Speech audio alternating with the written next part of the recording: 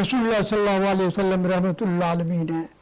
इसका सवाल नहीं कि कोई मानता है या नहीं मानता, मानने वालों के लिए भी रहमत है, नहीं मानता उनके लिए भी रहमत है, हर कौम के लिए, हर मजहब के लिए, हर रंग नस्ल के लिए रहमत है।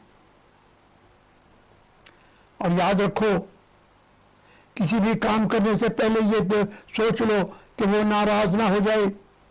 अगर वो राजी कैसे होता है, उसकी मखलूक को राजी करो। अल्लाह ताला ने जो भी हमें चीज बख्शी है उसकी महदूद कुव्वत है।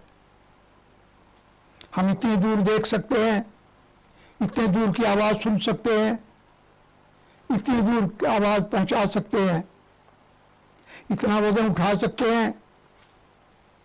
अगर हम इसको बढ़ाना चाहें तो जो हमें अल्लाह ताला ने सर पर हमारे कंप्यूटर दिया है, इसको इस्तेमाल करें। कोई इस कंप्यूटर को लाया, खोला और बंद का बंद लेकर चला गया। जिसने ये खोला है वो चांद पर उतर गए। तो इस महदूद कुव्वत को बढ़ाने के लिए लाउड स्पीकर बना लिए, दूर से दूर आवाज जा सकती, ट्रांसमीटर बना लिए, दूर तक आवाज पहुंचा सकते हैं। इसके अलावा क्रेन बना ली, बड़े से बड़ा वजन उठा सकते हैं। कार बनाई, रॉकेट बनाए, मिसाइल बनाए, चांद पर उतर गए। ये इस कुव्वत को बढ़ा सकते हैं। फिर भी लामहदूद कुव्वतों के मालिक नहीं हो सकते। लामहदूद कुव्वतों का मालिक सिर्फ अल्लाह ताला ही है।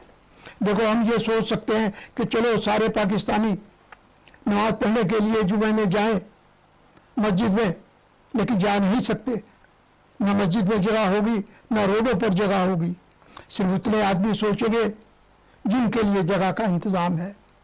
फिर हम ये सोच सकते हैं कि चलो ईद करने के लिए पाकिस्तान जाएं।